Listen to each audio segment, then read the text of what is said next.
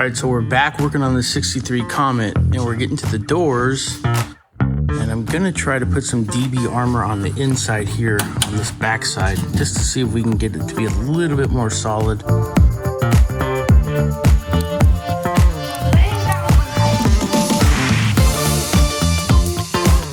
The nice thing about DB armor is you don't have to get it all over the place. Right here I'm just cutting strips sort of to size and then sticking them behind this panel. Then we're going to put the DB Defender over it.